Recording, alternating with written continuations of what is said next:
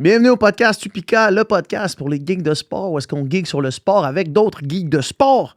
Cette semaine, je reçois la femme la plus rapide de l'histoire du Canada, Audrey Leduc, qui est allée aux Olympiques de Paris dernièrement, fait la demi-finale aux 100 et aux 200 mètres. Course à pied, évidemment, on parle de ça. Puis ça fait longtemps que je voulais la recevoir, ça fait longtemps que je voulais parler à quelqu'un qui fait du sprint pur. Parce que vous le savez, à travers tous les podcasts, vous commencez à comprendre que j'ai un peu d'amertume par rapport à ma carrière de natation, où est-ce que j'ai l'impression que j'ai pas fait, alors que je mettais tous les efforts, j'ai pas l'impression que j'ai fait les bonnes choses ou les choses optimales pour ma performance.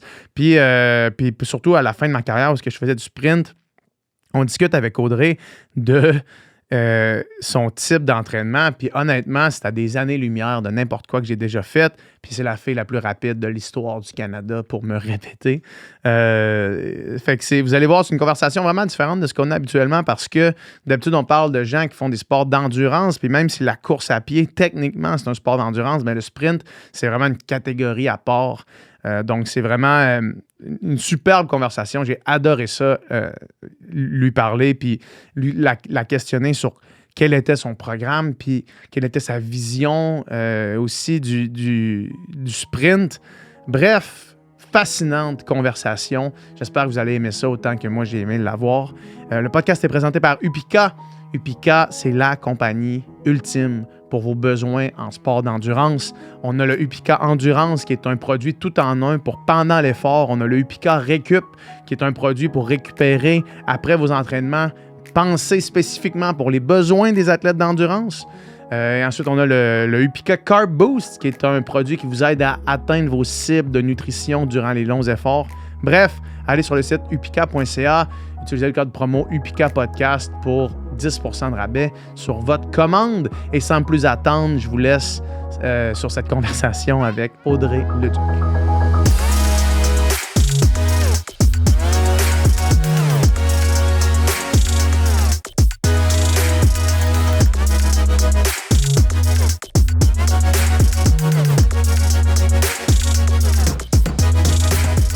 Cool, ça tourne. Merci beaucoup d'être là. Ça fait plaisir. Yes, on a déplacé un petit peu pour des conflits d'horaire, mais je suis vraiment content qu'on ait réussi à le faire parce que, comme je te disais avant qu'on tourne, j'ai pas reçu de sprinter. J'ai pas reçu de personnes qui font du court. Puis quand je dis du court, c'est du court, là. Ouais. Fait que j'ai vraiment énormément de questions. Puis une des raisons pourquoi... Puis là, je fais un long préambule de moi qui parle avant de te laisser la parole. Là. Mais une des raisons pourquoi, c'est que moi, quand je faisais de la natation, j'ai nagé pendant au-dessus de 20 ans. Puis j'ai commencé ma carrière aux 200 mètres, fait que des efforts de 2 minutes ish. Puis j'ai fini en faisant vraiment du court pour la natation, du 23 secondes. Fait que l'équivalent peut-être du 200, mettons, là, ish, encore une fois. Puis j'ai toujours pensé que je faisais n'importe quoi. Genre que on n'avait pas vraiment de stratégie de c'est quoi dans le fond un entraînement pour du 23 secondes. Puis qu'au final, je faisais quasiment le même entraînement que les gens qui faisaient du 200, 400 en montant, tu sais. Puis là, j'ai eu ça dans ma tête pendant longtemps, jusqu'à ce que je parle à Félix-Antoine Lapointe, coach Lapointe, qui là, je me mets à y poser une couple de questions sur le sprint, puis lui qui me dit « Écoute, c'est pas moi le coach de sprint, c'est pas le même intervenant, je sais pas qu'est-ce qu'ils font. » Fait que là, j'ai comme allumé, j'ai fait « Ah ouais, à ce point-là, tu sais, les différences entre les types d'entraînement. » Fait que je suis vraiment content que tu sois là. Bref, tout ça pour dire ça. Je veux savoir en premier, c'est quand que dans ta vie, tu as réalisé que, OK, moi, c'est la fibre ultra rapide, super courte. C'est quand tu as réalisé ça? Je pense pas que c'est moi qui l'ai réalisé, mais plutôt mes parents. OK. Moi, j'ai commencé l'athlétisme à l'âge de 10 ans. Donc, à 10 ans, t'es pas là en train de te dire « Ah, j'ai la fibre rapide. » Non. C'est clair. eux qui l'ont vu, puis ils m'ont initié à l'athlétisme. Puis tout simplement, j'ai juste continué tranquillement. Puis, mais au début, c'était quoi? Tu faisais comme tout le monde? Genre, tu faisais des entraînements de cross-country, des affaires de même? Oui, j'en ai fait, mais j'étais spécialisée en sprint. J'ai toujours été... Depuis le début? Oui, parce que j'étais rapide. Mais c'est quand ça se décide, ça? Quand t'es tout petit? Ben, je pense que quand t'es tout petit, il faut que tu fasses tous les sports. Ouais. Tous les sports, toutes les épreuves, si on parle de l'athlétisme. Puis plusieurs sports aussi, probablement. Oui, tu sais, je faisais du soccer en même temps jusqu'à l'âge de 16 ans. Donc, OK, ouais. Tu sais, c'est vraiment à cet âge-là que ça s'est dit, OK, je me concentre vraiment sur l'athlétisme, puis ça va être le but de se rendre au le plus haut niveau que je suis capable. Ouais. Mais sinon, il faut que tu pratiques plusieurs sports ou plusieurs épreuves, parce que si tu te spécialises à l'âge de 10 ans, ben, à 25 ans, tu vas être écœuré, tu ne voudras plus en faire. Exact. Puis, il faut que tu développes toutes tes habiletés. Donc, toutes les années de mon secondaire, j'ai fait le cross-country. Puis, je me qualifiais pour aller au cross-country provincial aussi, au championnat provincial. Puis, est-ce que quand tu courais le cross-country, tu te disais-tu... en fait, est-ce que tu pensais que tu faisais l'affaire de ton plein potentiel dans le cross-country? C'était-tu quelque chose que t'aimais, que Non. tu te disais? T'aimais pas ça? Bouf. Fait que 2 qu'est-ce que kilomètres, t'aimais c'est dans genre- l'athlétisme, en fait? Le sprint. C'est ça au début, dès Oui, le mais je suis début? paresseuse. Ouais, ah, OK. Surtout dans le sport. Dans la vie de tous les jours, non. Ouais. Mais si tu me dis, il faut que je fasse 2 tours de jog comme échauffement, c'est long. OK. Ça Hey. vient de cette place-là. Ah. De faire, faire un warm-up trop long, ça me tente pas du tout. Puis ça, depuis toujours. Oui. Mais, ironiquement, je faisais du soccer. Puis du soccer, c'est 90 minutes. Ouais, sans C'est- arrêt. Tu sais, c'est ça. C'est quand même ironique. Mais ça, j'étais capable. Ouais. On dirait que c'est peut-être différent aussi parce que tu es en équipe. Donc, Ouais. Puis il y a personne qui dit tu joues aux 10 km, non. mais le monde joue au soccer. T'as plein de distractions. Ouais. Tu sais, le Ouais. ballon, ça va là, faut que tu cours, faut que t'arrêtes. Comme, il y a quelque chose. Tandis que courir, puis courir 5 minutes, c'est long. Ouais. Seul dans ta tête, là, Ouais. je préfère être seul dans ma tête 10 secondes. Je comprends. Puis quand tu faisais du soccer, est-ce que tu voyais déjà des aptitudes en sprint de comme, OK, là, je suis capable de faire ce que du monde ne sont pas capables de faire? Écoute, à l'âge de... C'est à quel âge exactement? J'ai toujours été surclassée au soccer. Dans le fond, je pense que j'ai commencé à l'âge de 4 ans. Quand j'avais 6 ans, j'ai été surclassée U8 parce que il y avait besoin d'un entraîneur. Ma mère, elle pouvait être l'entraîneur. OK. Puis, on est allé, dans le fond, U8. Fait que là, t'as pas le choix de courir à vitesse des filles qui ont deux fois Mais j'étais qui ont déjà, 2 ans, j'étais 2 ans déjà de plus. plus rapide que les OK. filles. Puis, le monde, il me piquait la balle. Fait, Puis, fait que c'est ça, dans le fond. Mais- Ma question tantôt, c'est depuis tout petit que t'es Oui. vraiment vite. depuis toujours. Ouais. Ouais. C'est fou, continue, excuse-moi. Puis, même à ça, même U8, j'étais surclassée U10 pour une partie. Puis, je courais encore très vite. Il y a un coach de U12 qui est allé voir mon père. T'étais U8, t'as été surclassé U10, puis là, il y a un coach de U12 qui a fait hey, elle court donc bien vite, elle. Il a dit, peux-tu venir? On a besoin d'une fille. Mon père a dit, wow, là, ma fille, elle a genre 6-7 Aïe. ans, là, peu importe. Je pense que j'avais peut-être, je sais pas, elle est l'âge exact, mais elle était Ouais. comme, non, limite, là. Ouais. Mais je courais vite. Puis, tu sais, tu me kicks la balle. Moi, j'attendais. Tout le monde se battait, puis je sortais avec la balle, puis là, je partais avec, puis je partais à courir. Parce que ça me pouvait me rattraper. Ouais, c'est sûr que non. C'est- C'est sûr que non. Tu sais, ironiquement, c'est tellement drôle, c'est plein d'histoires, mais tu sais, mes parents, ils étaient dans les estrades au soccer, puis ils étaient comme, elle court pas. Puis là, le monde est comme, ben voyons, elle court tellement. Non. Mais on la voit courir sur la piste d'athlétisme. Ouais. Bon, on sentait qu'il y a quand même une différence entre le sprint de la piste puis le sprint du soccer. Parce que, à un moment donné, t'es essoufflé, tu peux Ouais. pas courir à 100% à chaque fois. Tu peux pas Mais- être à bloc tout le temps. Non, mais tu pouvais le voir, puis mes parents étaient capables de discerner ma vitesse si je me pognais le cul ou si je la Ouais. faisais réellement. Ouais. Alors que toutes les autres disaient Chris, elle court, puis c'est Ouais. comme non, Non, attends, tu sais là, pas c'est quoi. Là. non. Quand que le ballon va être un peu plus loin, puis que ça va être à elle d'aller la chercher, tu vas voir c'est quoi courir. Ouais. Fait que Je me c'est- faisais sécher les ongles, qu'ils disaient. Parce que je courais de même, puis là, je courais pas pour vrai. Donc, ouais, c'est vraiment drôle. Ouais. Les autres, ils le voyaient comme Mon ça. père faisait là. ça. Ah ouais, ça c'est quand t'étais relax, puis à amener quand tu y allais, tu y allais. Ouais, mais c'est quand je courais pas vite, là, Ouais. dans ces termes à lui. Ouais, ouais. Aïe, aïe. Mais c'est fou pareil de penser que, tu sais, il y a une portion de développement physique, mais il y a une portion innée génétique, là, Non, c'est certain. dans tout. Là. Ouais, ouais. Puis de penser, tu sais, de. Il y a comme deux idées dans ma tête qui se bousculent parce que en natation, c'est l'exemple que je connais, fait que c'est l'exemple que je prends tout le temps, puis les gens qui écoutent le podcast sont peut-être même tannés de m'en entendre parler, mais en natation, il y a l'idée de se dire, comme on parlait, spécifise pas, rend pas l'entraînement spécifique pour les jeunes trop de bonheur. Mais à cette idée-là se bouscule aussi l'idée de comme, oui, mais quand même rapidement, tu sais où est le sweet spot pour le jeune, autant au niveau physique puis de ses aptitudes qu'au niveau mental puis ses préférences. Ouais. Mais tu sais, la natation, c'est beaucoup plus tôt que le sprint. Ben, en Alors, même temps, tu cours depuis Oui, mais au niveau plus longtemps d'aller que- chercher le spécifique, Ouais, tu sais, on voit les les athlètes, à 16 ans, ils peuvent être sur la scène internationale au niveau olympique. Ouais. À 16 ans, on ne sera pas sur la scène internationale au niveau olympique parce que le développement est pas... C'est différent au niveau des sprinteurs. Puis je pense que même là, on peut dire au niveau de l'athlétisme en général. Oui, définitivement. Le développement n'est pas assez élevé pour les gars et les filles.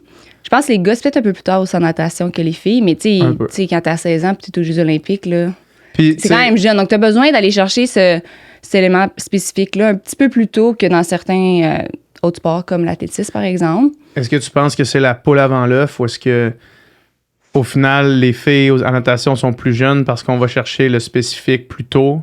Je pense que c'est à cause du développement, à cause des menstruations, la puberté, ça fait prendre plus tôt que chez les gars. Donc, on peut aller chercher ça avant.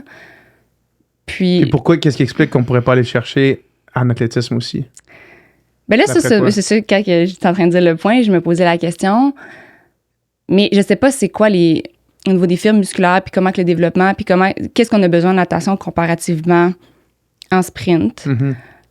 Mais nous, je sais que c'est genre 26, 25, 26, 27 ans. Là. Puis de la maturité musculaire aussi, sûrement.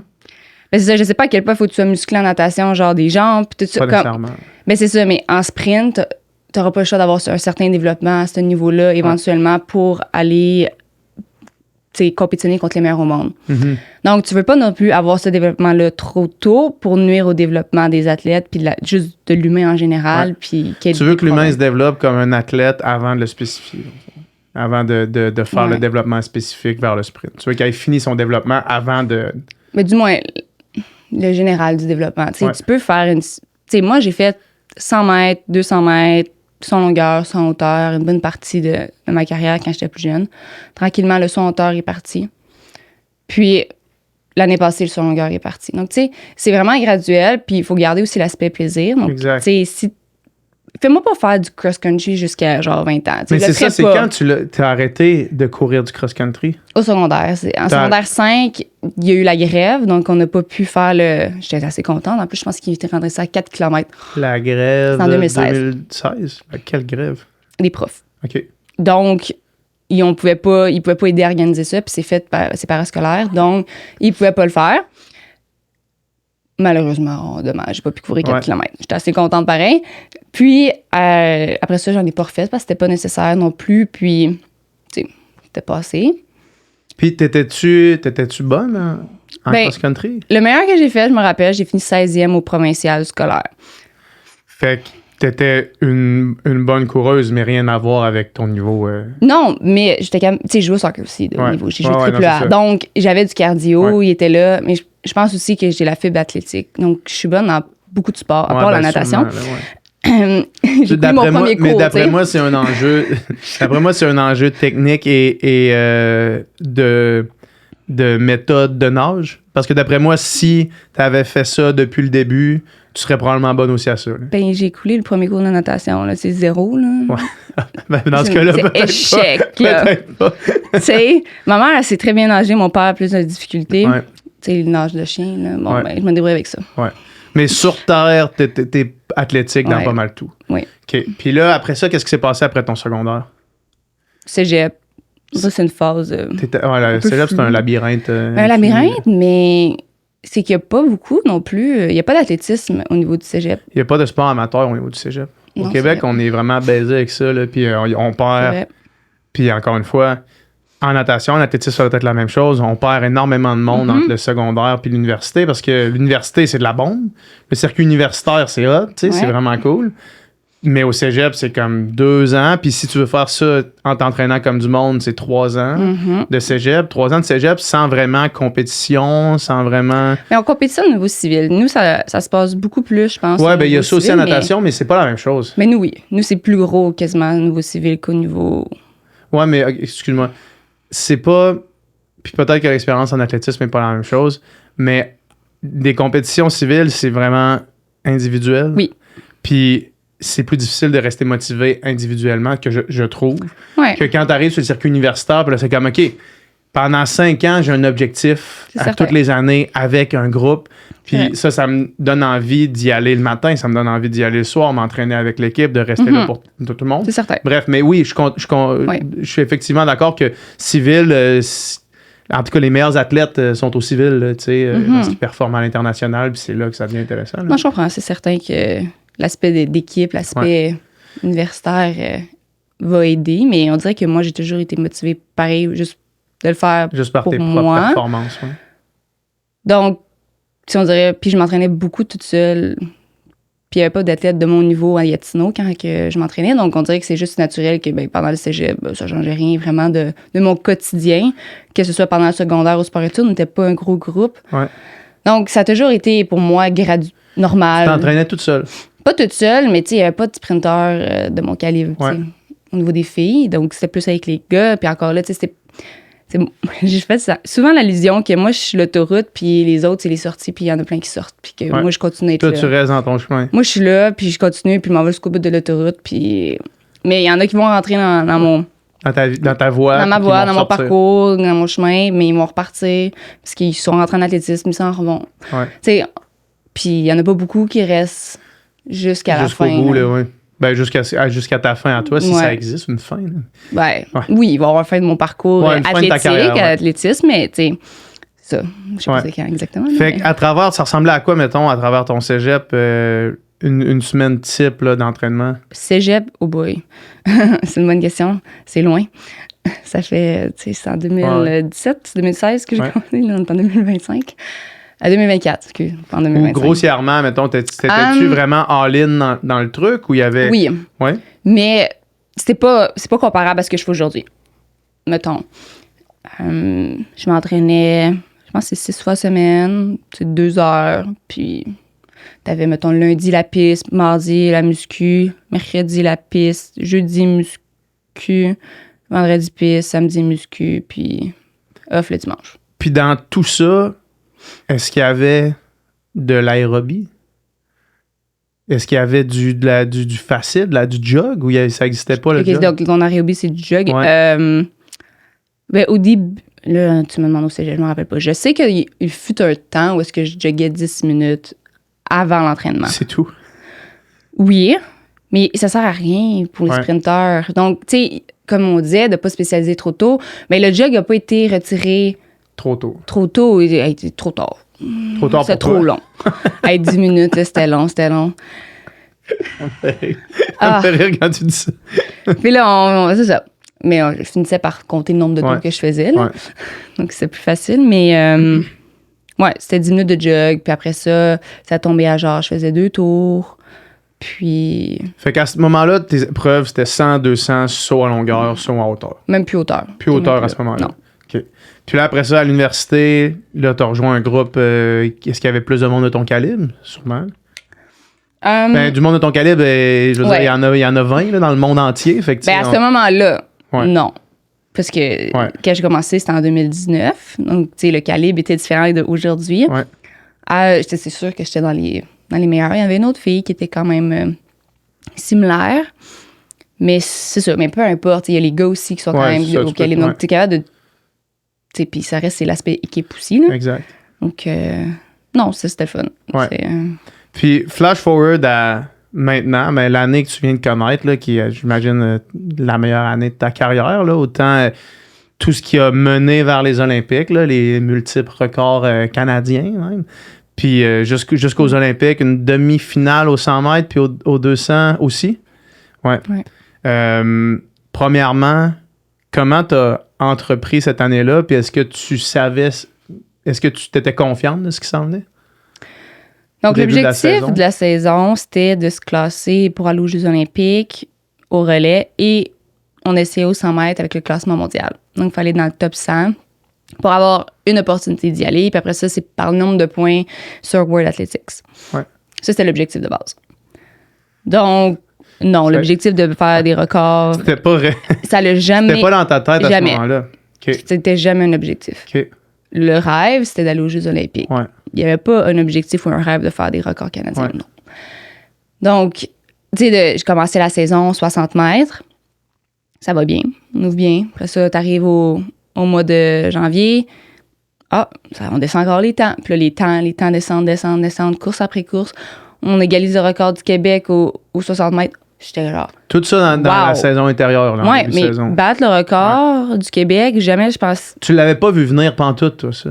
Ben, pas au début de la saison. Comme, l'objectif, ça a toujours été de faire, genre, je pense que c'est 7,30, en bas de 7,31, parce que c'était le record du RGA. Ouais. Puis avant de finir mes années universitaires, je voulais battre Le record ce du record-là. Ouais. Donc, On va voir ton nom sur le tableau, là. il était déjà là au son longueur. Donc, je voulais qu'il soit là. Une deuxième fois. Oui. Donc, ça, c'était l'objectif. Puis là, ben, on égalise le record du Québec. 7,29. OK. Ah, on bat le record du Québec. Ah, on descend. On fait 7,21, 7,22 avant d'aller au championnat du monde. À chaque fois que tu le courais, ou il y a des fois que tu le courais que ça allait moins vite un peu? Pas mal à chaque fois. En tout cas, c'est très rare qu'il y avait une remontée. Ouais. Par il y a eu une compétition où est-ce qu'il y avait 3 courses, j'avais fait genre 7,33, 7,36, 7,39. Ouais. Ça avait été en remontant les temps. Mais c'était quand même 3 courses dans une même journée, en C'est l'espace ça, de 3 Ça heures. explose le système, là. Mais t'es capable de le faire, puis c'est un bel entraînement. Ouais. Puis d'avoir fait ça, puis 7,30, avant le début de la saison, mon record était 7,42, si je me souviens Ouais. bien. Donc, Je viens de reproduire 3 fois un PB, là. Tu sais, c'est ça. Puis d'avoir fait ça, juste d'avoir touché le record aussi du Québec cette saison-ci à l'intérieur, j'ai fait OK. Ça va au championnat du monde. Puis toi, le 60 mètres versus le 100 mètres, est-ce que c'est le 100 vraiment... à ce moment-là, tu savais-tu que le 60, c'était un indicateur de ce que le 100 allait amener? Parce que le 100, Oui. c'était comme un peu ton sweet spot. Oui, parce que moi, ma force, ma qualité ou peu importe en sprint, c'est mon top speed qui se produit plus entre DSLR le moins. 60, 80 mètres. OK. Ah ouais, OK. Fait que dans un 60, t'as pas le temps d'atteindre ton top speed, à part à la fin, là. Oui, tu peux il faut falloir, dans le fond, c'est au niveau du redressement. Donc, quand on part dans les blocs ou 100 mètres, on va avoir un redressement qui va se produire entre 35, 40 mètres. Donc, c'est là qu'on va vraiment être debout. Au 60 mètres, on va essayer de produire ce redressement-là un petit peu plus tôt pour justement que le top speed puisse se produire puis que tu puisses, accélérer jusqu'à la fin. Donc, quand tu fais des bons temps au 60 mètres, ben, ça donne une très bonne idée sur tes temps du 100 mètres parce que si tu es à de faire ce premier 60-là à cette vitesse-là, puis ta technique est bonne, parce que c'est facile d'aller briser sa technique pour gagner 60 mètres, mais après ça, tu n'es pas capable d'avoir accès à ton top speed. Donc, si tu es bien placé, ben c'est bon présage aussi pour ton 100 mètres. Ouais. Donc, en faisant ces temps-là, tu as le championnat du monde. En qualification, 7,22. Égalise mon record personnel. Donc, déjà là, tu s'en vas sur la plus grosse scène, première compétition internationale au niveau senior. T'égalises ton record personnel. Tu te classes pour la demi-finale. Ce qui est quelque chose qui est vraiment difficile à faire. Faire ta meilleure performance à vie dans les plus grosses compétitions, c'est vraiment difficile. Ouais. Puis ça, je pense que, mettons, les gens qui regardent les Olympiques à chaque 4 années, je pense que c'est quelque chose que le monde ne comprenne pas vraiment de pourquoi est-ce que tel ou tel nageur du Canada fait pas, là je parle encore de natation, mais fait pas son meilleur temps. C'est comme, parce que sa meilleure performance, il l'a fait aux essais parce qu'il faut que tu fasses des standards. Puis comme tout, tu sais, c'est tough de produire sur la scène internationale. Là. Ouais. Fait que là, tu fais ça en prélim, puis tu fais genre, oh, OK, on a quelque chose. On s'en va là. en demi-finale, 7,21, PB. Ouais. Donc, puis après ça, on a refait un 7,21 au championnat canadien du sport. Donc, tu sais, d'avoir fait 7,21 au championnat du monde, c'est que t'es dans la première fois que tu compétitionnes sur la scène internationale, puis tu es capable de faire ça. Bon, ben, T'as c'est ta bon. place, là. Puis là, OK, on change la saison, on s'en va à l'extérieur maintenant. Donc, prends un petit, comme genre, un break d'une semaine où est-ce que tu continues à faire la muscu parce que t'as pas le temps de décrocher parce que c'est l'année olympique, puis que l'équipe de relais doit se qualifier pour les Jeux. Puis ça n'a pas été fait depuis 2016. Donc, t'es comme, il faut. Première course de l'année, je fais 11,08. Donc, en fait, c'est pas vrai. Ça, c'était pas ma première course. La première course, c'était au relais.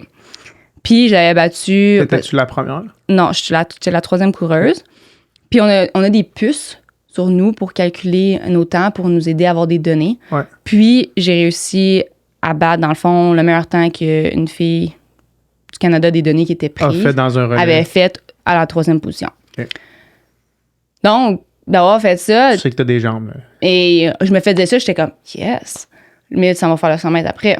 Avant que ça pisse 11,08, j'ai jamais vu ça venir. Sérieusement, 11,08. Ton PB était à quoi avant? 11,38.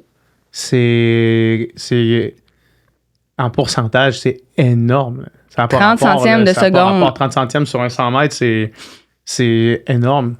Mais, tu sais, si on prend en considération que j'avais fait 7,42 l'année précédente aux 60 mètres, Ouais, non, je comprends. puis que j'ai bien. fait 7,21, donc c'est 21 centièmes juste sur 60. Ouais. Donc, si tu le mets sur 100 mètres, ben tu vas avoir un PB sur 100 mètres aussi, là. Ouais. Mais je m'attendais pas nécessairement à courir ça. 3e, je veux dire, le jump que tu fais, mettons, sur le classement international est démesuré, là, sûrement. Mhm. C'était le premier... C'était le premier ou le deuxième, là, il y a eu un fuck-up, genre, mais on va dire que c'était le premier temps au niveau mondial, À ce moment-là, là, Ouais. Ouais. Tu sais, puis là, tu fais ça, j'ai fait, wow. Ça, c'était sur une compétition random, genre. C'est au Florida Relays. Donc, c'est pas si random, mais c'était pas. Tu sais, en tout cas, moi, j'ai jamais vu ça venir. Là, pour vrai, là, ce temps-là. Puis j'ai fait comme, OK, t'es rendu à 1 centième du standard olympique, là, qui est 11,07. Ouais. Tu fais, oh. Puis est-ce que si tu fais le standard olympique, t'es classé automatiquement? Genre, mais c'est pas 100% officiel parce que là, si t'as 3 filles du Canada qui font le standard, ben là, il faut que tu finisses première ou dans le top 2 au championnat canadien. Donc là, il y a d'autres conditions, paramètres, paramètres qui pourraient faire en sorte que tu n'y ailles pas si le calibre est trop fort. Mais on s'entend que une fille qui avait couru en bas des 11 secondes 10 au Canada, ça n'avait pas été fait depuis très, très longtemps. Ouais. Donc, à ce moment-là, tu dis, OK, ben ta première course de la saison, tu restes à faire ça. Ben, ça va bien, là. Ça va est bien. Parti, ouais. Ouais, c'est la deuxième course. OK, on fait le 100 mètres, le 4x100, temps avant. Même affaire. Ça va bien. Je bats mon temps que moi j'avais fait. Arrive au 100 mètres, 10,96. Ça, c'est fou, là, encore, là. Mais là, ça, c'est encore plus fou parce que tu viens de passer la barrière des 11 secondes. Donc là, ça au 100 mètres, c'est un autre monde. Puis là, ben, tu as fait le standard olympique. Puis... Tu l'as pas juste fait, tu l'as défoncé. Ouais, mais sur le coup, j'ai pas pensé que c'était le record canadien. Moi, j'ai fait le standard olympique. J'ai fait en bas des 11 secondes. Quand t'as vu ça, mettons 10,96 au tableau, tu t'es dit, il y a un fuck-up avec la pub? Non, parce que la fille qui est en avant de moi, je suis en train de la rattraper, mais elle court dans les 10 secondes régulièrement. 10,80, mettons. Donc, j'étais comme, OK, mais c'est pas si loin que ça. Puis là, j'y croyais. Je regarde mon coach, je dis, oh my God, il est comme, c'est pas le record canadien, ça? Je fais, oh my God. Oui, ça l'est. Donc, tu sais, c'était juste comme wow. Ouais. D'avoir fait ça. Deuxième course de la saison. La même compétition, faisait le 200 mètres. Le vent n'était pas légal, mais le vent n'était pas légal. Donc, OK, fait qu'il y avait trop de vent dans le dos. Au 200 mètres, pas au 100 mètres. 100 mètres, c'était correct. Au 200, je pense que c'est la même compétition. En tout cas, je suis peut-être mêlée. C'est peut-être pas ça, mais parce que cette semaine de compétition-là, on était en même place. C'est juste que c'est 2 fins de semaine différentes. Donc, peut-être que c'était pas la même fin de semaine, mais je me rappelle plus à 100%. Mais dans le même camp de compétition, fait le 200 mètres. Puis j'ai fait 22, 75 ou 70, quelque chose. Mon PB était de 23, 62. Une seconde quasiment, là. Ouais. Puis là, t'es comme, OK, mais le vent... Bon, je courais vraiment toute seule dans cette course-là parce que j'étais dans le corridor extérieur. On était l'autre bord de la piste parce qu'ils voulaient avoir le vent dans le dos. Les spectateurs étaient l'autre bord. Donc, je me sentais vraiment en entraînement parce que les autres filles étaient vraiment en arrière. Ouais. Donc, ça avait juste... Je courais tout seul. Ouais. Donc, j'étais reste de même. Mais le vent n'était pas légal. Donc là, tu dis, OK, ben, tu sais, c'est vraiment bon. Puis là, t'es comme, OK, reste de même. Je me rappelle plus tout là. On est allé au championnat du monde. Puis là, on a réussi à faire le... Ben, pas le record, là, non, on l'a fait au jeu, mais on a réussi à classer l'équipe pour aller au jeu. Donc, c'est vraiment cool. Mais sinon, c'est ça le... Je sais pas, je continue à parler, mais... Non, mais c'est bon, mais okay. Écoute... Mais, je peux me rendre aux 200 mètres aussi, si tu veux. Ben, moi, après tout ça, là, est-ce que tu regardes en rétrospective qu'est-ce que tu avais fait? T'as-tu fait quelque chose de différent les années d'avant? T'as-tu abordé cette saison-là d'une façon différente? Y a-tu quelque chose que tu vois qui a pu créer ça ou juste comme... l'addition de travail, ben, sûrement l'addition de travail de plusieurs années, mais pour avoir une saison breakthrough comme ça, d'habitude, il y a quelque chose qui a changé, là. Mais ça fait 5 ans que je suis avec mon entraîneur. Donc. Ça faisait combien de temps? Ça fait 5 ans. Ouais. Donc, Je pense juste aussi. Juste builder. Oui, ça, comprendre mieux, d'être en mesure de l'appliquer. Puis là, on est au Centre national aussi à Montréal. Donc, on a accès un peu plus. J'ai plus de thérapie. Tu sais, plus conscient de la nutrition. Tu avais ça aussi avant cette saison. Tu t'entraînais ici aussi, au Centre national, avant la saison que tu viens de vivre? Non, parce que j'ai déménagé au mois de mai 2023. Fait que c'est ça. T'as comme. Donc, genre, j'ai eu genre l'été, puis l'automne 2023. Là, c'est mêlant les années, là. Fait que t'as eu l'été plus l'automne au Centre national avant de commencer la saison en septembre de l'année passée. Ouais, c'est ça, parce qu'on est encore en 2024. Exact, donc vraiment, on a juste eu genre deux saisons. Mettons l'été puis l'automne, comme tu as dit, en 2023, on a eu ça, puis après ça, on rentrait. Dans la saison. Ouais. Fait que est-ce que tu penses que ça peut avoir eu un assez gros impact? Ben, je pense que oui. C'est quoi qui a changé concrètement? Tu parles de thérapie, c'est quoi, mettons, qui s'est passé quand tu es arrivé au Centre national? Ben, tu sais, là, j'étais à l'INS aussi, donc j'ai masso à chaque semaine. Masso à chaque semaine systématiquement? Systématiquement, j'étais à un massage. Une fois par semaine? Oui. Avant, c'était pas ça. Mais aussi, je pense que le groupe est plus petit. Qu'est-ce qu'on avait à Québec? C'est le même coach. Ouais. Mais le groupe est un peu plus petit, donc je pense que l'attention peut-être plus d'attention. Oui, un peu plus d'attention, ce qui fait en sorte que tous les éléments techniques, je pense que ça peut avoir aidé. On a fait de la combinaison aussi de pistes et muscu dans la même journée d'entraînement. Donc, au lieu de faire, mettons, la piste lundi, muscu le mardi, etc., mais là, on fait la piste et la muscu le lundi. Puis on va juste faire comme Active Recovery le mardi. Donc, ça, je veux absolument qu'on replonge plus spécifiquement dans les semaines types. Là, ça, c'est sûr. Mais juste pour continuer sur qu'est-ce que tu penses qui a créé cette saison-là? Bien, d'avoir une addition de ces deux entraînements-là dans la même journée, tu passes 4 heures sur la piste au lieu d'en passer 2 heures, 2 heures et demie. Donc, ça te permet de tout le temps, OK, ben je suis capable de travailler dans la fatigue, mais pas de la fatigue parce que tu te pousses à fond. C'est de la fatigue juste, puis c'est de l'endurance de juste de l'addition. Donc, ça revient peut-être à faire, ben OK, quelqu'un qui est capable de courir pendant 10 km. OK, mais moi, je suis en train, pendant que tu fais ton 10 km, mais moi, je suis sur la piste en train de faire des drills, je suis en train de faire de la muscu, tout ça. Donc, c'est d'aller juste chercher cette endurance-là, mais en spécifique pour le sprint. Ouais. À quoi ça ressemble un entraînement spécifique sur la piste de 100-200 mètres? Ben là, je vais aller pour le 100 mètres parce que moi, je m'entraîne plus pour le 5 que pour le 200. Puis si on faisait du 200 mètres, ben là, il faudrait faire plus de long. Puis long, OK, on parle pas de 10 km, on parle de genre 300 mètres, là. Mais des 300? Mettons, ouais. Fait que si tu fais du 200, il faudrait que tu fasses du 300? Ben un peu plus, oui. Parce que tu veux t'habituer à courir plus long pour que tu arrives à la fin de ton 200 mètres, tu sois pas cassé. Ouais. Donc, c'est ça. Donc, on fait du 200 pour le 100 aussi. OK. Donc, c'est ça. Mais en améliorant ton 100, tu améliores ton 200 aussi. Même si c'est pas, mettons, même si tu fais pas de l'entraînement ultra spécifique pour le 200, tu l'améliores quand même, j'imagine. Oui, mais il faut faire attention parce que le 200 mètres, c'est pas le premier 100 mètres le problème, ça va être ton deuxième. Le deuxième 100 mètres.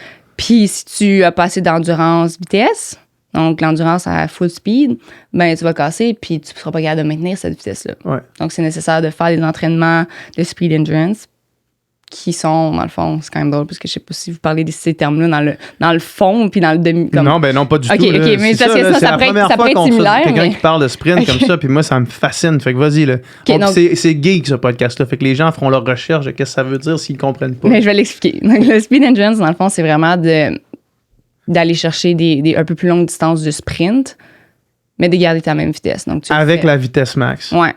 C'est-tu tout le temps à vitesse max? Ou des fois, vous êtes pas les entraînements, mais quand on fait le speed endurance, c'est tout le temps maximal. Pas mal. Tu sais, maximal dans l'entraînement. Là. Pas maximal de tu t'en vas en compétition, tu fais un record personnel à chaque fois. Mais par exemple, je vais commencer par la semaine type, puis on va se rendre à ça parce que c'est les vendredis qu'on fait plus ça. Parfait, super. Donc maintenant, le lundi, on va pratiquer plus tout ce qui est départ. Puis, ça, mon entraîneur le fait de manière à ce que ce soit... logique. Donc, on fait le départ le lundi. Que ce soit un 100 mètres à travers la semaine. Ouais. Okay. Donc, on fait les départs le lundi. Combien de départs vous pouvez faire? Ben là, on n'est pas là-dedans en ce moment. Donc, c'est un peu difficile pour moi de tout te le dire, mais ça va varier. Ça dépend si on le fait avec résistance ou pas de résistance. Qu'est-ce que tu veux dire avec résistance? Vous êtes On a un attaché? poids, ouais, mettons, ou tu as un poids en arrière. On va dire avec une sled, là, c'est pas tout le temps ça. Il y a différents outils, mais c'est l'exemple, tu prends une sled puis tu vas courir avec la résistance. Ouais. Donc, tu peux faire des contrastes comme ça. Après ça, tu t'en vas sans sled. Combien de pas? En fait, ça. Là, combien de mètres? Genre? Ça va être 10, 20, 30, ça dépend. Mais là, je t'ai dit une sled, mais ça ne marcherait pas parce si on a un bloc de départ. Non, je comprends, là, mais tu peux avoir de quoi? Un parachute en arrière, ça fait-tu des fois? Ben, il y a des machines pour ça, des 1080 ou des Run Rocket, qu'est-ce que ça s'appelle. Donc, ces machines-là font que ça te tire puis ça te met une résistance. Donc, on fait ça, peu importe si c'est avec résistance ou pas. Ça va varier. On peut faire 8, 10 départs, 12 départs. Ça va vraiment dépendre. Repos maximal entre les répétitions? Ouais, mettons qu'on fait 10 mètres, ça va être 1 à 2 minutes. Puis ça, c'est pas en période de compétition, vraiment en période d'entraînement, parce qu'en période de compétition, on va aller doubler le repos pour s'assurer que tu es à 100% reposé quand tu fais tes répétitions. Sinon, 20 mètres, ça va être tout le temps genre 2 à 3 minutes. Donc, tu prends le nombre de mètres que tu fais, tu prends le premier puis tu rendu la minute. Puis tu le mets à minute. Donc, 10 mètres, ben, c'est 1 à 2, 20, 2 à 3 minutes, 30, c'est 3 à 4 minutes, etc. Sur cet entraînement-là, en guise d'échauffement, vous faites quoi? C'est la même chose avec des variances d'exercices, mais ça va durer environ 1 heure, l'échauffement qu'on va faire. 1 heure? Ouais, parce qu'il y a beaucoup d'exercices. Donc, il y a des échauffements que tu préfères qui sont pas 1 heure, puis tu serais quand même aussi bien échauffé, sauf que c'est comme ça fait partie de l'entraînement dans l'échauffement. C'est comme un peu de la musculation aussi, du renforcement. Là, ouais, donc on va avoir notre whatever, parfois un tour de jog. Après ça, c'est pour les plus ailés. Ouais, c'est ça. On va faire des mouvements de bras, des étirements dynamiques. Après ça, on va aller faire des exercices au sol. On va faire des easy strides qu'on va appeler, qui sont entre 60 et 100 mètres de juste relax pour comme plus activer. Donc, au lieu de faire du jog, on va vraiment aller dans le spécifique de faire des 100 mètres relax. Ensuite de ça, on va faire des exercices avec des mini-bands. On va aller après ça faire nos éducatifs dynamiques. Après ça, on va faire des accels qu'on appelle ou des build-up, peu importe le terme qu'on veut utiliser en sprint. Puis là, après ça, on va être prêt. OK. Puis ça, c'est le même warm-up toute la semaine? Oui, il va y avoir des variances au niveau des certains exercices. Peut-être que le lundi, on va faire, mettons, des skip A, puis le mardi, des skip B, ou peu importe. Ça va varier, là. Ça dépend aussi de la période. Ça va dépendre de ce que ça tente au coach qu'on fasse, peu importe. Donc, on revient au lundi. À chaque fois, moi, tu sais que je suis fasciné dans une conversation quand je fais des parenthèses à toutes les fois que tu parles. Là, parce qu'il y a des trucs que je les vois, puis je veux les comprendre mieux. Fait que là, on revient au départ. Ça me fâche, en fait, t'entendre parler. Parce que tout ce que tu dis là, départ avec des contrastes, de quoi qui te retient en arrière, après ça tu l'enlèves, t'accélères probablement pour créer encore plus d'impression de vitesse, de top speed, de la biomécanique. Tout ça, c'est des instruments qu'on avait quand je nageais, quand je faisais de la natation. On avait ces instruments-là, on s'en servait pas, on le faisait pas. Puis vous les aviez, vous pouviez faire ça aussi? On appelait ça des buckets, c'était genre des gros barils que tu pouvais t'attacher à terre, ou soit des élastiques aussi qu'on attachait à un bloc. Tu t'attachais à terre, tu partais, puis là, t'es avec la résistance. Soit t'enlèves la résistance après, ou même l'inverse. Tu reviens avec la résistance qui te tire pour aller en overspeed. Puis on avait ça. On les avait. Ils existaient, on les avait. Ils étaient au PEPS. Puis Chris, en tout cas... Mais vous les utilisez pas? Non. Puis là, on voit maintenant, en tout cas, les 3 médaillés aux 50 mètres aux Olympiques, ils font pas plus que 10 000 mètres par semaine d'entraînement. Puis nous autres, on s'en claquait 40. Là, en tout cas, bref. Fait que là, le lundi, c'est ça. Après ça, qu'est-ce qui se passe dans ta semaine? Je veux pas répéter trop parce que je sais que les gens ils m'écoutent puis ils savent que je suis comme amer un peu de tout ça. Mais ça, c'est encore plus parce que c'est comme exactement ce que j'aurais voulu faire. T'sais. Ouais. Puis tu faisais 40 000 mètres. Je faisais 40 cas à place, en faisant du 4 nage, en faisant des trucs qui, au final, me servaient à fuck all. En tout cas. Bref, là, je suis capable de nager du 4 nage comme du monde. Encore aujourd'hui, au moins. Moi, non. Ouais, c'est ça. Mais non, c'est ça. Puis là, c'est plus au niveau départ. Puis après ça, on s'en va faire aussi une musculation après l'entraînement. Dans la même journée. Musculation force max, pliométrie? Ça varie d'une selon le méso. Ouais. Puis on fait, mettons, ça peut être du clean, power clean. C'est en à Force Max, peu importe. Là, ça Charles Castonguay qui fait ta muscu encore? Non. Non, OK. Non, c'est mon coach. Donc, ouais. Mais c'est ça. Donc, le mardi après ça, on va faire notre Active Recovery. Donc, c'est juste des tempos. C'est quoi ça, mettons? Des tempos. C'est 100 mètres, mais parce que rapide, moi, quand je parle de rapide. tempo, c'est pas de ça que je parle. OK. C'est 100 mètres, par exemple, à 70% de ta vitesse maximale. Ça, c'est du Active Recovery? Ouais. Juste faire 100 mètres à 70%, puis t'en fais combien, mettons? Entre 6 et 12. Ça varie. Mettons, c'est plus entre 6 et 9. Ça, c'est du Active Recovery. On fait ça, mais après C'est ça, fou, on a ça. une mobilité de haie. Après ça, on va avoir du General Strength. Donc, c'est plein de petits exercices, des push-ups, des squats, peu importe, un à la suite de l'autre. On va faire des petits exercices de mobilité aussi avant, des lancers de ballon, etc. Ouais. Donc, ça, c'est notre Active Recovery. C'est fou, après ça. C'est fou, ça me fait capoter. Active Recovery, des 100 mètres, 70, c'est comme... Moi, je te parle d'Active Recovery, c'est quand je vais aller sur le vélo pendant 1 heure, là, relax, spinner les jambes. Mais tu sais, là, c'est vraiment Active Recovery qui reste spécifique aux 100 mètres. C'est fou, pareil. Mm-hmm. C'est hot. Ensuite de ça, on va aller le mercredi faire plus qu'est-ce qui est... je sais pas comment on l'appelle. C'est pas le top speed, mais mettons 60 mètres. Ou mettons en période de 60 mètres, on va faire du 60.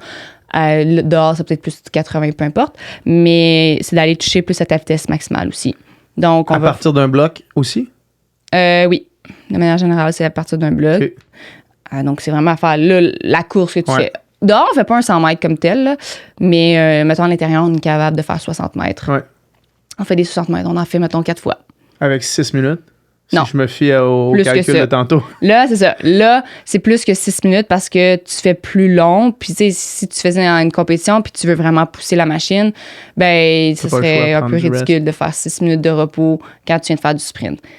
Donc, c'est plus, mettons, 8, 10, 12 minutes. Fait que tu fais 4 fois ton effort de 7-8 secondes avec un repos de 12 minutes. Ouais. Je sais que ça me rend les gens de long fous. Moi, ce qui me rend fou dans tout ça, c'est à quel point c'est loin de ce que moi je faisais. Ouais. C'est ça que je trouve le plus débile. À quel point c'est à des années-lumière. Des années-lumière. Mais, OK, fait que ça, mais c'est fou parce que fait qu'à chaque fois, dans le fond, repos complet pour t'assurer que le système soit. Tu ne veux pas te blesser non plus. À toutes les explosions. Ouais. Puis là, tu as d'autres affaires dans l'entraînement, là, mais ça, c'est l'essentiel. Les autres affaires, c'est des drills, de la technique, des affaires même. Ouais, je me rappelle même pas. L'essentiel, c'est sûr, je me souviens, mais il y a plein d'autres affaires qui peuvent être ajoutées. C'est des blocs de juste pour venir faire du conditioning en même temps, puis que quand tu arrives en pic, tu peux retirer des affaires, puis là, t'es correct. Le jeudi, c'est off. Donc Complet. Ouais. Donc avant, c'est mettons, les gens du groupe vont faire leur récupération, tu vois, thérapeute là. Mais moi, je le fais le mercredi parce que je me donne pas de sortir de la maison. Ouais, quand c'est off, c'est off. C'est ça, c'est off. Puis je vais avoir fait ma récupération au niveau massage, blablabla, la journée d'avant. Puis en même temps, c'est que je trouvais que s'il faut qu'on rentre dans les muscles le jeudi, puis là, tu vas faire ton speed endurance, donc qui est ton gros training la semaine de vendredi. Imagine, t'es flat. T'as les jambes molles. Ouais, ça me tentait pas. Donc, je me suis dit, je vais donner un coup le mercredi, jeudi, complètement off. Puis ouais, c'est ça. Donc, on arrive le vendredi, puis là, c'est le speed endurance. Donc, c'est, mettons qu'on va faire, un exemple l'année passée, on faisait 250 mètres, 250, 200, 150, 100. That's it. That's it, mais tu vas all-in. Non, je comprends. Je dis pas puis, that's it, c'est facile. Je dis that's it, c'est l'entraînement finit là. Ben, ça finit. Ouais, c'est pas mal, ça finit là, en fait. Puis, cette affaire-là, puis ça va musquer après, puis là, t'es en train de survivre. Ça, est-ce que, mettons, un 250, quand tu t'entraînes avec le spécifique du 100 mètres, est-ce que quand t'abordes ton 250, c'est. Tu vas chercher ton top speed à 80 puis t'essaies de le tenir jusqu'à 250? Ou faut que tu te paces puis t'ailles moins vite que. Tu vas te pacer. Ouais. Tu vas te pacer. Donc, c'est avec un peu de la stratégie, là, surtout en entraînement. Mais il faut que tu pousses. Il te chronomètre, puis il va te dire si tu te pognes le cue pas. Ouais. Donc, non. Puis, tu sais, tu as 20 minutes. Mais tu pars pas, dans le fond, ma question, c'était tu pars pas à bloc comme si c'était un 100 mètres. Non, mais c'est proche. C'est proche. Ouais. Mais surtout que quand tu es à l'intérieur, c'est dans une courbe. Donc, c'est vraiment différent que quand tu es à l'extérieur. Mais c'est quand même assez proche parce que peu importe que tu y ailles à bloc dès le départ ou que tu te gardes, ben, tu risques de casser pareil. Donc, vaut mieux que tu y ailles à Sur bloc. 250, c'est assez long pour que tu casses de toute façon. Ben oui. Ouais. C'est sûr que le dernier 50 mètres, c'est quoi? C'est 30 secondes? 35 secondes? 250? Ouais. Ouais. I guess c'est proche de ça. Ouais, fait que, ouais, t'as le temps, t'as un bon, Et là, je sais 10-12 plus, là. secondes Ouais, que tu peux environ. casser, là. Mais tu sais, c'est peut-être plus. Ça dépend. Parce que là, mes vitesses ont changé. Ouais, ouais. Ouais. Je peux pas dire, mais environ, ouais, ça, c'est bon. Parce qu'un 300, c'est dans des bons temps, c'est 37 Ouais, c'est ça. à bloc. Donc, ouais. Fait que t'as le temps de casser. 30 secondes, c'est bien assez long pour casser. Ouais. N'importe qui a un effort max, vraiment max, 30 secondes. Mais, tu sais, le monde, il rit, là, souvent, là. Ils sont comme, tu sais, même les gens de demi-fond ou de long Ouais. vont dire, haha, ils prennent 20 minutes de pause après avoir fait 250 mètres. Non, mais moi, je le comprends absolument. Mais c'est parce que c'est tellement pas la même fibre, c'est tellement pas la même chose. Tu sais, tu maintiens ton rythme pendant 10 km, mais je te lève mon chapeau parce que je ferais pas ça. Ouais. Mais C'est essaie pas la même d'aller chose, je en sprint sur 250 mètres, puis il faut que tu développes ta capacité à sprinter puis à cette force-là. Nous autres, des fois, on faisait C'est bien des traqué. entraînements. On faisait des entraînements genre. On disait, mettons, 12 fois 50 meilleure moyenne. Là. Puis c'était pas meilleure moyenne, c'était 12 fois 50 le plus vite que tu peux. Puis moi, ces entraînements-là, je les ai jamais compris parce que, mettons, c'était avec 1 minute de repos, mettons. Je les ai jamais compris parce que c'était impossible que si je faisais le premier vraiment le plus vite que je pouvais, c'était impossible que le deuxième puis le troisième soient corrects, tu sais. Tandis Non, qu'il y avait mais- du monde qui était capable de faire le plus vite qu'ils peuvent, mais leur top speed était vraiment moins vite que moi. Mais les autres, c'était la vitesse à laquelle ils se mettaient pendant 12 puis ils étaient capables de faire ça. Mais moi, si tu me demandes d'être le plus vite que je peux la première rep, je vais être le plus vite que je peux la première rep. Mais Chris, demande-moi pas d'en faire une deuxième, là, ça va être impossible, là, tu sais. Ben, ça, c'est. Comment il avait appelé ça, Fab? En tout cas, il y a un terme en sprint, mais tu fais justement. J'essaie de me rappeler. C'est pas grave, fais juste Mais expliquer. c'est justement, concept. on fait, mettons, 100 mètres, prends 1 minute de pause, puis tu vas faire un 150. Un 150 après le 100 mètres. Ou Le vice-versa, 100 ou mètres 150, le puis après ça, tu fais ça. Peu importe c'est quoi, mais si tu prends vraiment une courte période, T'es à de bloc sur pause. sa première rep. pas à bloc à 100%, mais mettons que c'est quand même rapide. Puis il nous fait faire du back and forth des fois. Là, tu fais 60 mètres, tu décélères, tu recommences 60 mètres. Genre, c'est vraiment. Ça, c'est la mort. C'est là. Il y a tough, beaucoup de ouais, monde c'est qui. On aime ça finir le training, puis bleh, ça Ouais, vomit. tu vomis ou ça, c'est fou. Mais donc, c'est ça. Mais tu fais 60 mètres, tu y vas vite, puis là, t'es comme. Tu décélères parce que. Bon, probablement t'es en intérieur, donc t'as pas plus que Ouais. 60. Puis là, tu repars, puis là, tu redescends, puis là, tu repars, parce que c'est ça la distance, maintenant qu'il veut que tu fasses. Tu fais 60 plus 60, 120. Ouais. Donc, tu sais, 180 mètres. C'est la mort, là. Ouais, c'est tough en tabarnak. Là. Oui. Ouais. OK. Puis ça, vous faites ça le vendredi, c'est comme le gros training. Ouais. Puis après ça, on fait ça en muscu. Donc, ça te prend un bon 8 minutes à récupérer de Ouais. ta dernière rep parce que t'es comme mort. Exploser complètement. Ouais. Puis samedi, ben, ça va vraiment varier des semaines, mais en ce moment, on a off la fin de semaine. Mais, mettons, l'année passée, on faisait l'Active Recovery également avec des exercices qui étaient un peu différents du mardi, mais on le faisait le samedi aussi. Mhm. Pour, tu sais, puis mettons, il y a d'autres groupes, là, les jeunes, plus jeunes, mettons, ils vont faire piste le lundi, mardi la muscu, piste le mercredi, off le jeudi, piste vendredi, puis muscu samedi. Donc, pourquoi on a le samedi plus off ou que c'est plus relax? Parce qu'on s'est Vous tapé... mettez la journée à deux. Ouais, puis là, on a 3 muscu en ce moment. Semaine, puis on le fait aussi le mercredi, on combine avec la muscu là aussi. Donc, c'est juste, on load plus pendant la semaine, puis à un moment donné, c'est parce qu'il faut récupérer. Il faut que le système nerveux récupère. Là, Ouais. Parce qu'après un entraînement comme celui que tu décris le vendredi, le système est gonné complètement. là. Mhm. Puis surtout quand que tu prends en considération qu'il y en a qui sont à l'école, il y en a Ouais. qui travaillent aussi avec ça. Donc, il faut que tu apprennes à récupérer. Puis, tu sais, je sais pas s'il y a beaucoup de gens qui savent, mais la récupération fait autant partie Mais de oui. l'entraînement que le reste. Donc, c'est vraiment important d'aller chercher cette récupération-là, notamment en sprint, parce que, comme tu dis, le système nerveux, là, s'il est explosé, ben, tu seras pas capable, même si tu veux y arriver. Ça marche pas. Mais il y a des gens qui ne comprennent pas cet aspect-là. Il y a des coachs qui sont comme, OK, plus. Même toi, tu dis que tu fais 40K, c'est en natation, là. Ouais. À un moment donné, c'est parce que c'est beau, mais il faut que tu apprennes à récupérer aussi. Puis, tu sais, des fois, tu es malade, tu vas moins t'entraîner, tu s'en vas en compétition après, puis, regardons, tu performes bien, mieux, tu fais des PB, tu fais ci, tu fais un euro déblocage, mais c'est peut-être parce que tu loads trop tout le temps, même en période de compétition. Exact. Mais c'est de là aussi qu'on peut des fois avoir le pic. C'est quand on va déloader, puis on va enlever des trucs, c'est là que c'est facile de dire, OK, on va piquer parce que, on fait moins en entraînement. Quand le système nerveux est fatigué, Ouais. tu le sens pour de vrai, là. Ouais. Moi, je me rappelle quand ça arrivait, là, comme on avait fait un gros training, puis là, le lendemain, tu as des sprints à faire, puis tu te sens comme un 7-up flat, là, sur la table. Là. Genre, avec aucun pop, genre, juste, tu peux pas y aller. Là. C'est vraiment une zone. Le sprint pur, là, c'est comme une zone, c'est comme une switch, on dirait, là. Puis des fois, tu l'as pas, là. Ça t'arrive-tu, toi, des fois, de juste te pointer sur la piste, faire comme, hey, aujourd'hui, on va laisser passer ça, puis on se reprend mercredi, mettons? Mais pas souvent. Parce que justement, je pense qu'on a vraiment un bon équilibre au niveau récupération. Ça l'arrivait. Mais tu sais, des fois, ça m'arrive, j'arrive sur la piste, puis là, je suis comme, Fab, c'est le nom de mon coach. Je suis vraiment fatiguée, là.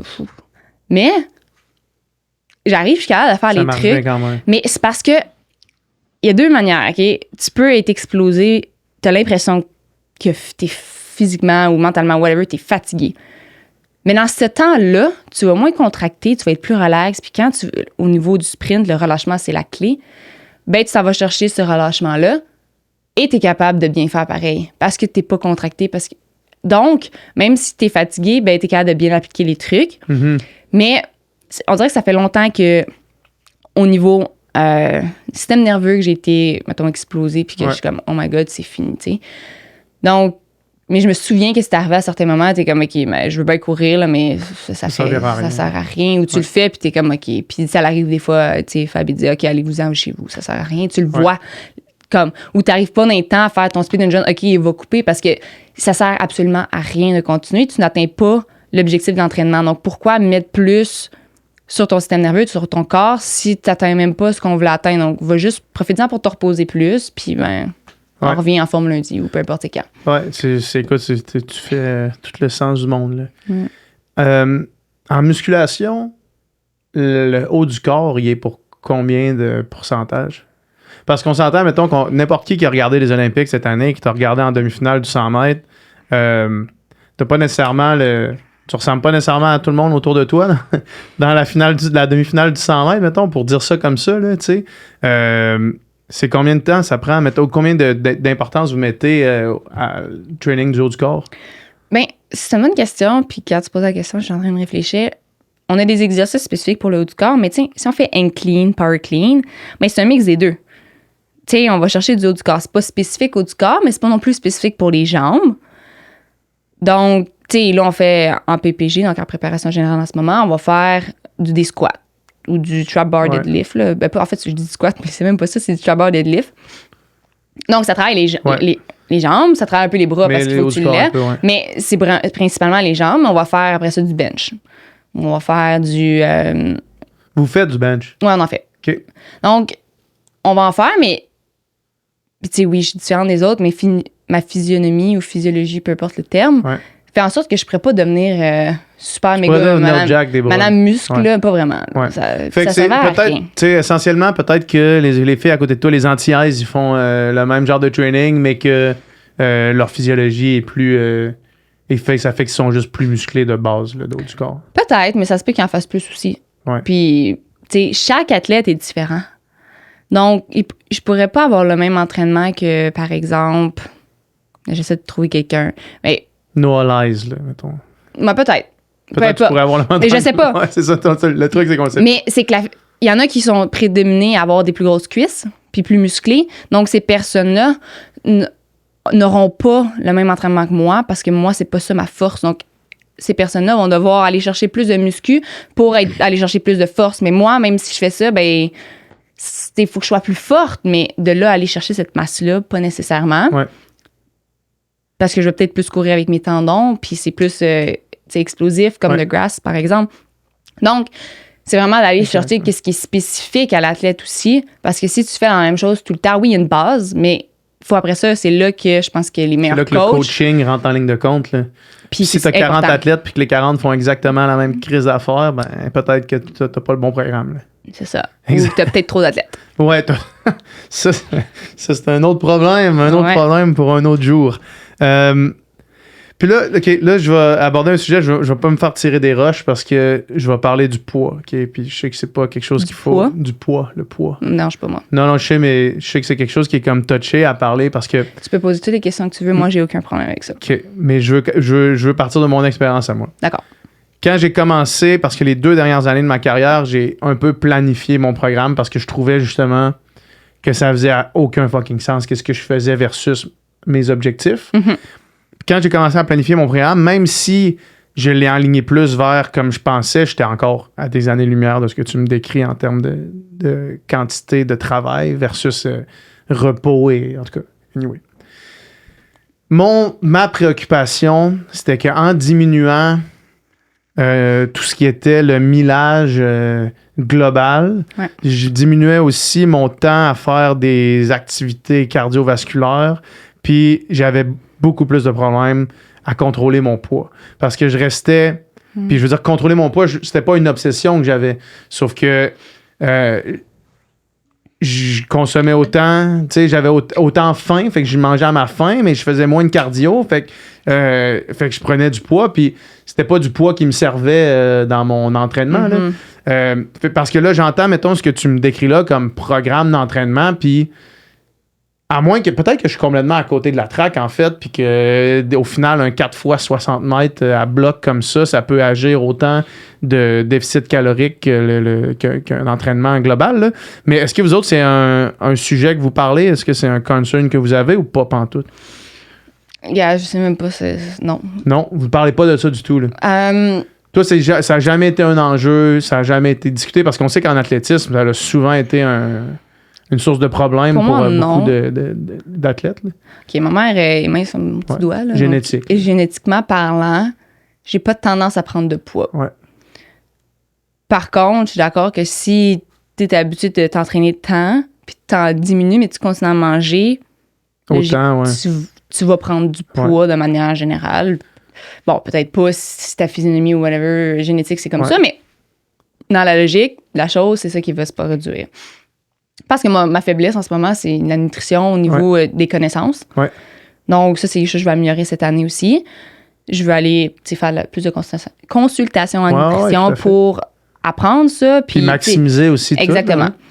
Donc, tu sais, je sais pas, mon 4 x 60 mètres, ça prend combien de calories, mais c'est je sais pas, parce que j'ai déjà entendu quelqu'un qui disait que quelqu'un qui se faisait 1 heure d'entraînement, ben, 1 heure qui était assis au bureau puis qui travaillait avec son cerveau prenait le même nombre de calories.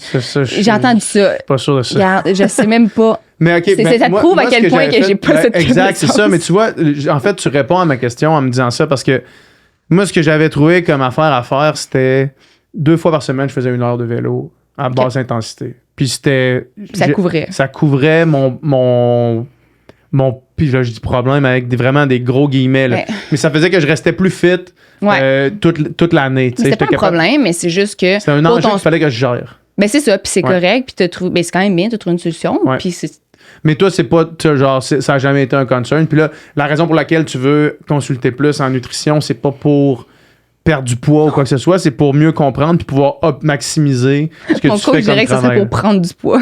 Ouais, ben, possiblement, en fait. Là. Non, mais c'est vraiment d'aller chercher le meilleur équilibre. Parce qu'encore une fois, quand on te regarde en demi-finale du 100 mètres aux Olympiques, on se dit, ah ouais, OK, peut-être qu'il faudrait qu'elle prenne un peu de poids. Mais en même temps, peut-être que non, parce que c'est peut-être ça ton poids de pic performance.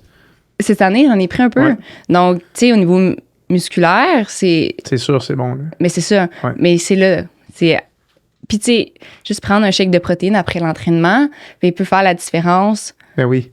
Puis, tu sais, ça, c'était nouveau. Donc, si tu t'assures... Toi, tu prenais pas de shake de protéines après l'entraînement pour réparer les dommages au tissu musculaire? Non, vraiment cette année. C'est cette année qui a commencé? Je me souviens bien, oui. Puis là, après ça, fait que tantôt, quand je t'ai demandé, mettons, qu'est-ce qui a changé cette année versus c'est ça, non, j'ai oublié. Je suis désolée. Là, c'est sûr que là... Fait que si là, tu continues à prendre tes shakes de protéines, tu commences à aller consulter plus en nutrition, d'après moi, t'as encore pas mal de dixièmes à aller chercher. Là, Elle est pas mal le dire. Là, c'est une bonne question parce que là, toi, tu le sens comment, mettons, la suite des choses? Parce que là, c'est une année record pour toi. J'imagine que tu sors de cette année-là extrêmement motivé. Est-ce que je me trompe? Oui, mais c'est la confiance. Parce que dans les dernières années, j'ai l'impression que je vaguais à mes occupations. Puis la confiance, c'était OK, ben, tu sais, j'ai toujours un mental fort. Mais c'est peut-être pas comme que c'est, mettons, aujourd'hui. Parce que, c'est sûr, tu détiens 2 records canadiens. Tu es la femme la plus rapide au Canada. De l'histoire. De l'histoire. Donc, tu sais, c'est comme. C'est différent, mais c'est sûr, ça l'a gagné en confiance. J'ai gagné en confiance, ça a construit ma confiance. Là, tu sais que tu as ta place n'importe où. Ouais, puis je peux compétitionner. N'importe qui. C'est ça. Mais là, avec tout ça, j'ai oublié la première question que tu m'as posée. Je te disais, comment tu vois la suite des choses? Est-ce que tu arrives avec oui, OK, c'est bon. super motivé à la sortie de ton année puis envie de te dire, OK, là, c'est quoi, dans le fond, qu'est-ce que je peux faire? Mais j'ai déjà atteint plus que ce à quoi je m'attendais dans ma carrière sportive. Et c'est pour ça que c'est important de remettre ses objectifs après? Oui. Mais moi, c'est sky is the limit. Donc, en ce moment, je vais juste tout faire que ce que je suis capable de faire pour who knows. Fait que dans le fond, là, toi, ton objectif, c'est de te dire jusqu'où ça peut se rendre. Ouais. Okay. Honnêtement, c'est ça. C'est sûr que faire dans les 10 secondes 80, ce serait le fun. Donc, tu sais, c'est sûr qu'il y a des objectifs de temps qui ça va être tout le temps. C'est sûr que là, j'ai déjà aussi le standard pour les mondiaux à Tokyo en 2025, en septembre, l'année prochaine. Donc, ça, déjà, je l'ai fait au jeu. Donc, ça venait tout juste d'ouvrir les périodes de qualification. Puis, en faisant mon record à 10,95, pouf, fait, coché. Donc, ça, on a déjà le standard, c'est bien. Le pot 200, par contre. Donc, ça va être quoi? L'objectif de la saison, c'est certain. Mais, c'est ça. Je veux pas mettre de limites, je veux pas me mettre d'attente. Ouais. L'objectif, probablement, ça va être juste d'aller chercher une constance dans les 11 secondes-ish, 10 dans le fond. Ouais. D'aller chercher cette constance-là. Déjà là, je pense que ça va être bon. De pouvoir courir à répétition dans ces ranges-là. Dans les 10-90, il n'y a pas beaucoup de femmes à travers le monde qui sont capables de faire ça. Donc, si je suis capable d'aller chercher cette constance-là, je pense que ça va être pas mal une mission accomplie au niveau de l'été puis tout ça. Mais faire une finale au championnat du monde, c'est sûr. Il y a tout le temps, of course, ces objectifs-là. Mais c'est ça, on est capable d'aller chercher une constance. Parce que le step après la demi-finale... c'est la finale. Pas mal ça, le deal. Là. C'est ça. Ouais. Donc, l'objectif, ça va être ça, c'est certain. Puis est-ce que tu vois, toi, Los Angeles comme étant un objectif sur le moyen long terme? Oui. C'est certain, c'est ça l'objectif, c'est d'aller à l'élite. Ça reste ça, dans le fond, tout le temps. Les sports amateurs comme l'athlétisme, la natation, c'est à 4 ans, à coup de 4 ans. Mais il y a plusieurs grosses compétitions. Il y a des steps entre, il y a les championnats du monde. Mais pas juste ça, il y a plein de circuits qui se créent en athlétisme. Le Grand Slam qui offre, genre, tu gagnes, le gagnant gagne 100 000, genre. Y a-tu Diamond League, est-ce qu'ils font des 100 mètres et des 200 aussi? Oui, Diamond League, donc d'aller là, c'est ça, l'objectif, c'est faire la finale du Diamond League. Un circuit quasiment pro, là. Oui, mais il y en a plein qui se développent en ce moment. Là. Donc, c'est certain que ça va être des objectifs aussi, selon les opportunités, mais aussi, tu sais, qu'est-ce qui nous intéresse, puis dans quoi ça rentre dans l'horaire aussi. T'as-tu un deal de souliers? Tu me poses la question. Pas encore. Pas encore? C'est en négociation. T'es en train d'en parler, là. Donc, je sais pas c'est quand que ça va sortir, mais peut-être que... probablement dans 1 semaine et demie, fait que, mais peut-être qu'on va l'avoir. Ah ouais, OK, fait que c'est vraiment en négociation alors qu'on se parle, là. Oui. Comme tu me diras, qui après à micro fermé. Mais OK, parce que j'allais te dire, si jamais c'est pas une négociation, j'allais faire un call to action à tout le monde qui écoute, comme si vous connaissez quelqu'un, allez-y, là. Non, mais il y a des... C'est ça. Ouais, très cool. Avec mes agents, là, oui. Très, très cool. Fait que on te surveille. As-tu une place qu'on peut te suivre? Les réseaux sociaux? Oui, les réseaux sociaux. Mon Facebook, je pense, c'est peut-être en voie de disparition. Mais je suis sur Facebook, mais Instagram. Ouais. Cool. Ouais. Merci beaucoup pour ton temps. C'était super. Ça fait plaisir, mais merci à toi de m'avoir reçu. Ça fait plaisir.